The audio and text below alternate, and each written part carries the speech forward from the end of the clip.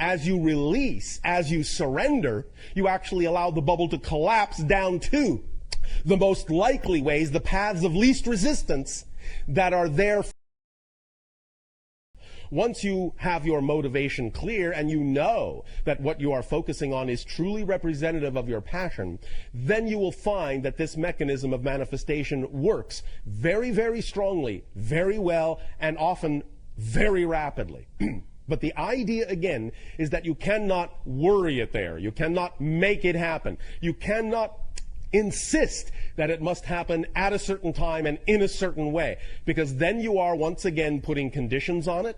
You are not allowing yourself to truly let it go. You are not allowing thus then the higher mind to do its job. You're actually blocking the entire process by keeping, in a sense, the control, or trying to keep control of the situation within the physical realm. And the physical realm is not designed to handle energy in that way. It does not have the ability. It does not have the capacity to do the job of the higher self. It simply doesn't work in physical reality that way.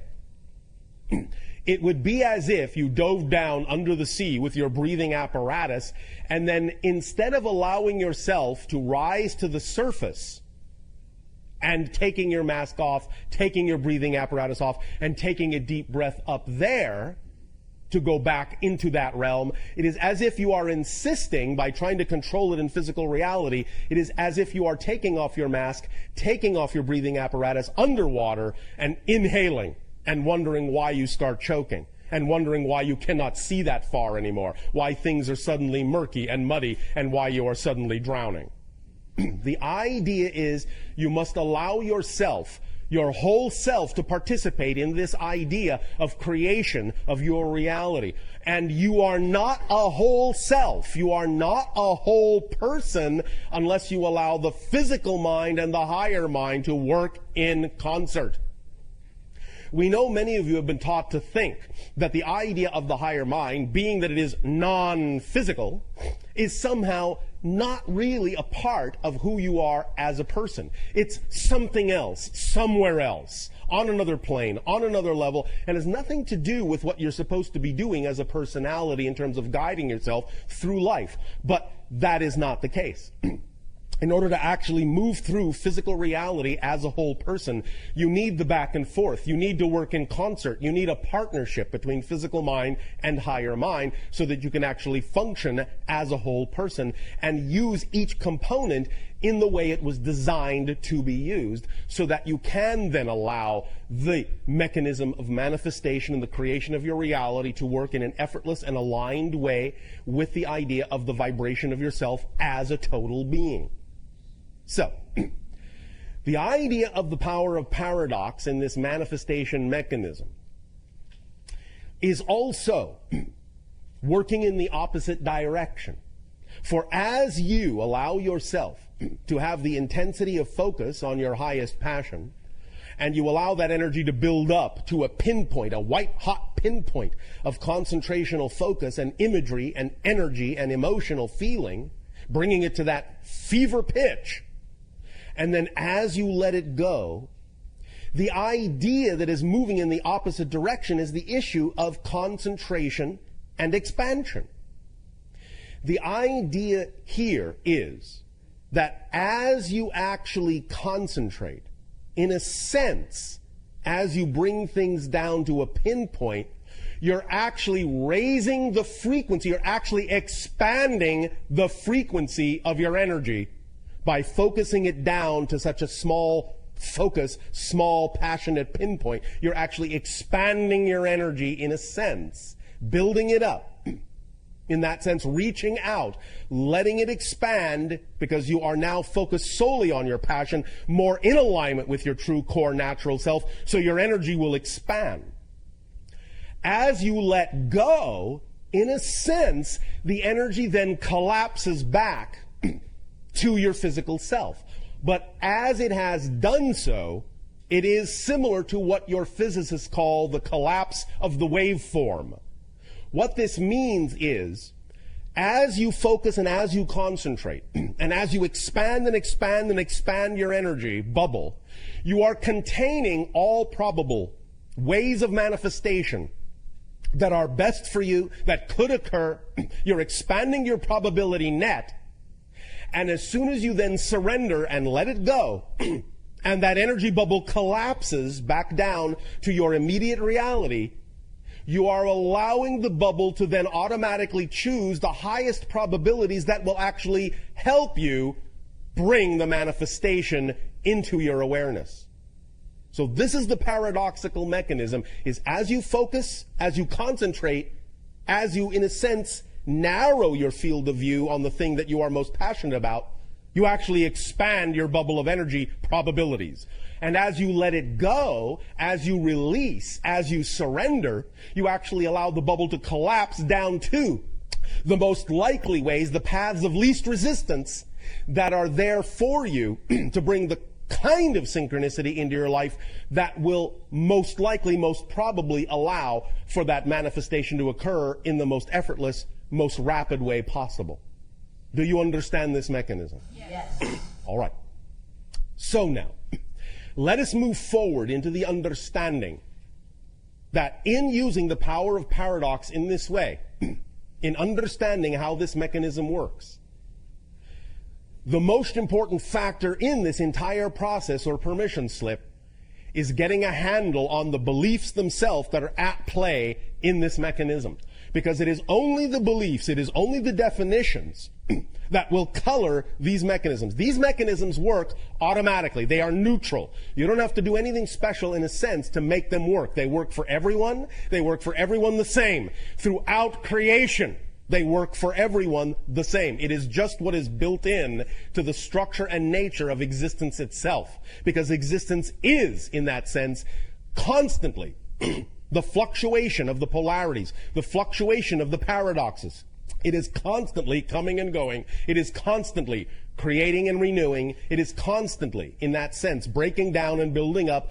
That mechanism is built in. It is the breathing in and the breathing out. It is the yin and the yang. It is always there. You don't have to do anything special to make the mechanism work for you. This is not about learning how to work the mechanism. This is about how to allow the mechanism to work in the clearest possible way, in the most aligned way with who you truly are, by clearing out the belief systems and the definitions that have nothing to do with you. The things you have inherited, the things you have had handed down to you, the things that come from other people that are not you. This is this.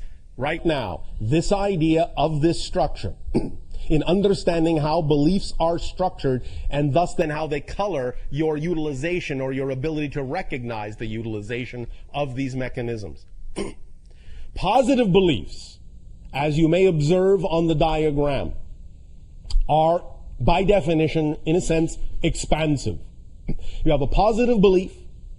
All beliefs, even positive beliefs, have a mechanism within them that are self-reinforcing, self-perpetuating.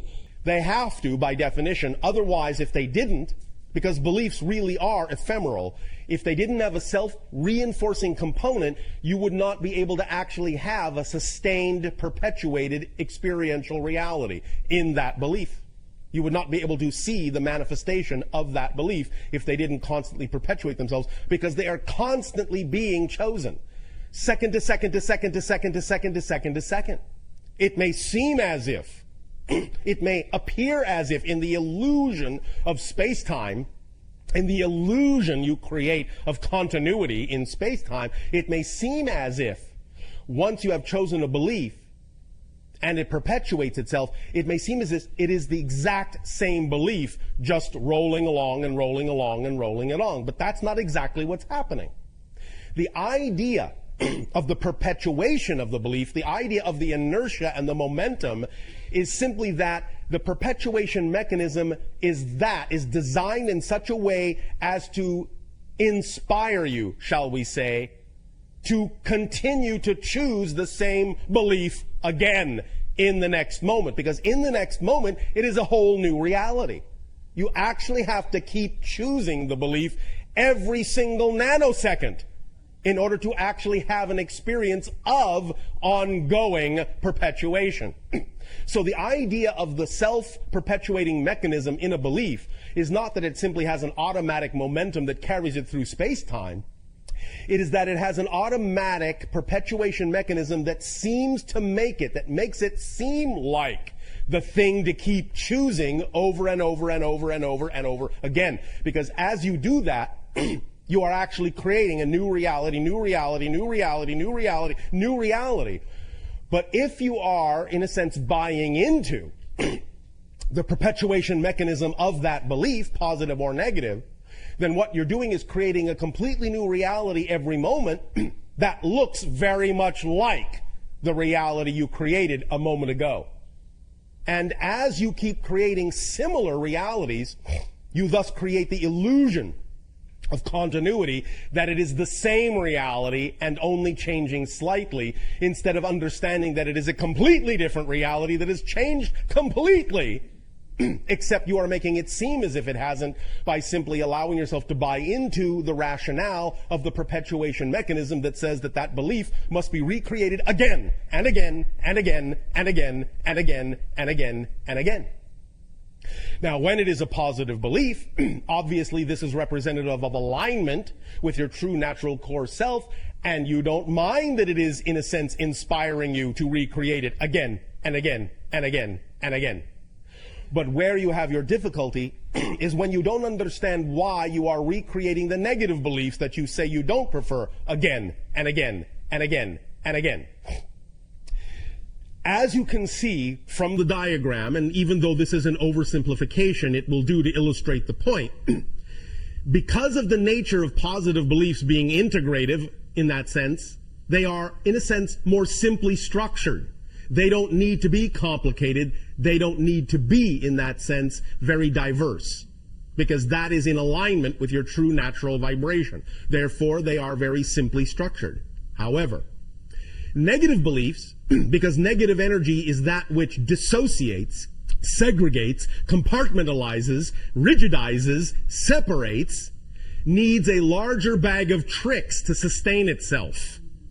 Thus, it will go from the fluid, ever-expanding positive structure, the simplistic, expanding circular structure, in a sense, euphemistically, to the rigidized, crystallized, and non-expanding structure that will thus then contain several compartments and several bags of tricks that it uses to reinforce itself to make it seem like the thing to keep choosing over and over and over again. And here is where the X-ray vision comes in very importantly. You have to recognize what those tricks are, and thus then by recognizing them, by identifying them, catch yourself, so that you are not then simply succumbing to the rationale that you have to keep creating and choosing to create in every new reality that belief over and over and over and over and over and over again.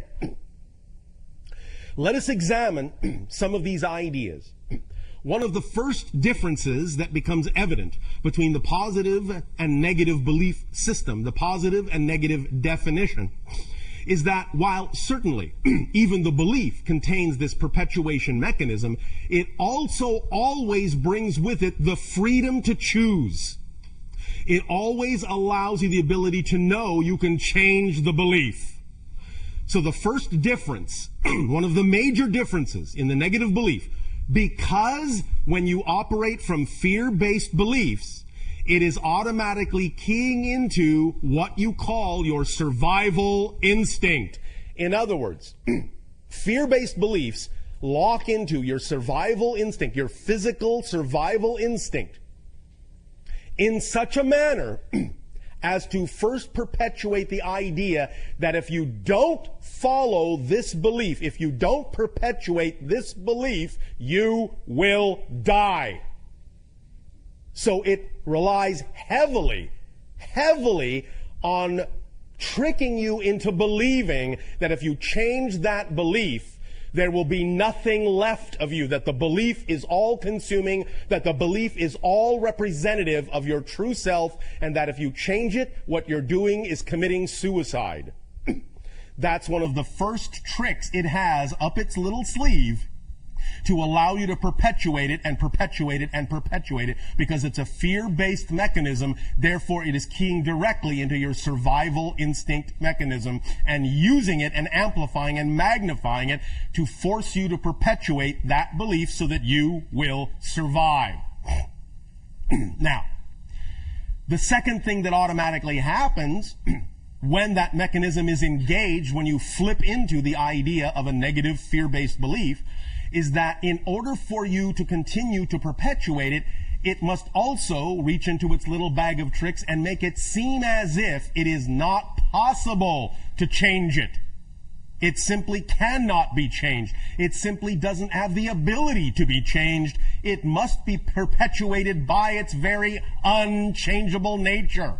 So it traps you in a vicious circle of knowing that there simply is no way out at all. That the very nature, the very structure of the mechanism says there is no doorway here. It cannot be changed. This is where you live. There is nowhere else to go. This is your entire universe.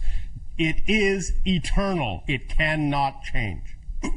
But it also recognizes that it is fighting against, and I'm going to just use this terminology for now, it is fighting against a perpetual, non-ending, relentless stream of information from the higher mind attempting to reach your core being through this mechanism. Because the higher mind, the positive beliefs, and the higher mind are always sending information, always sending light, always sending guidance to guide you back to your natural self. Always. Within the yin and yang, there is always the opportunity to go in the opposite direction. Within the dark, there is always the doorway that leads to light. Within the light, there is always the doorway that leads to dark. But when you're in the light, you understand that that doorway that leads to the dark is just a choice, and it's only offered to you as an equal choice. But when you're in the dark, the doorway that leads to the light, from the dark's perspective, is something to be avoided at all costs. So even though it cannot actually close that doorway, it will thus then disguise the doorway with an illusion of unchangeability, so that you will not see the doorway, so that the doorway will become invisible to your consciousness, because as we have said, you cannot perceive what you are not the vibration of. When you are in an enlightened state, you can see all choices, even the negative ones, because they are all equal choices from the perspective of the higher mind. But when you are in the lower vibrational state of a negative belief and fear system belief, then the idea is that it must disguise these things that exist as choices to make it seem as if there is no choice at all. So, tapping into the survival mechanism, the first thing it does with that energy is it disguises, it covers up that doorway so that you don't even know you have a choice to go back into the light, because that doorway is always there. And the array of tools it uses to take your attention off that doorway, to make you look in any other direction other than that doorway that leads to the light, are these that are generally described surrounding the mechanism like, in a sense, a viral cell. Like the idea of electrons around the nucleus of an atom. And it will constantly switch back and forth and use these other tools and techniques in a variety of ways, in a variety of combinations, to constantly keep you off balance, to constantly keep you unable to see that doorway that leads to the light. A variety of mechanisms, such as the idea of projection, such as the idea of rejection of ideas, such as the idea of paranoia, so that you will not believe what anyone is saying to you when they are actually attempting to help you, so that you can, in a sense, avoid all information that will actually be to your benefit by seeing it in a light, by projecting it from the dark vibration with a dark energy, so that even the light looks dark to you. And in that sense, seeing everything in a negative light will keep you off balance. The idea thus then of all these things working together will keep you completely off balance until such time as you give yourself the opportunity to recognize that this structure exists. This is where truly the phrase in your language, knowledge is power, comes into play. The very fact of illuminating this structure, the very idea of revealing and exposing in X-ray form that this structure exists can give you an edge over it.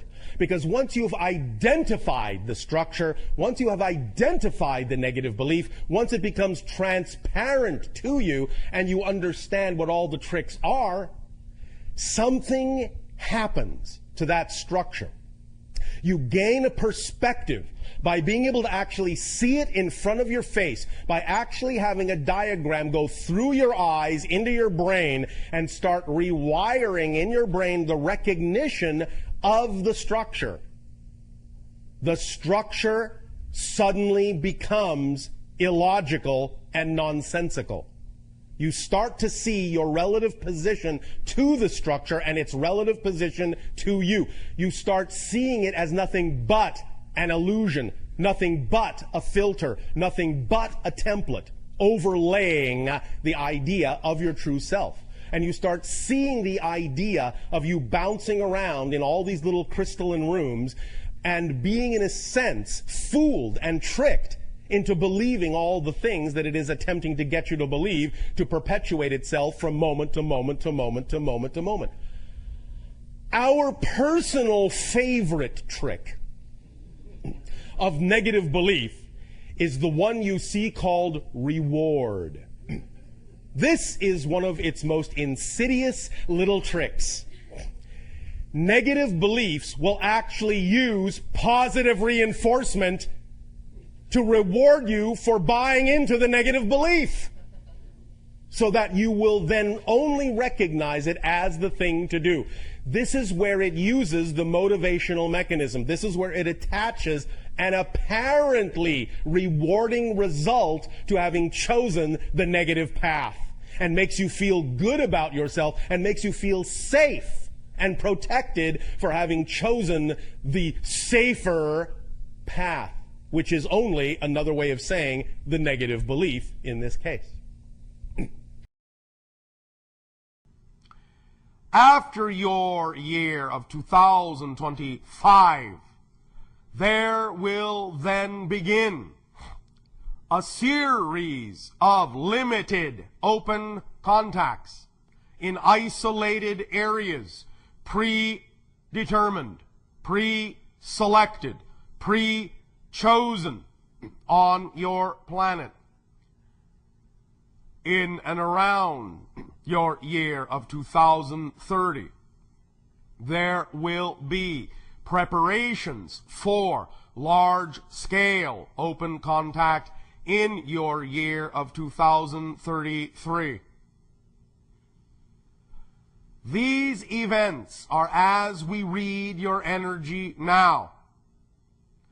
You have the ability in your year of 2008 to put exactly this timeline in motion.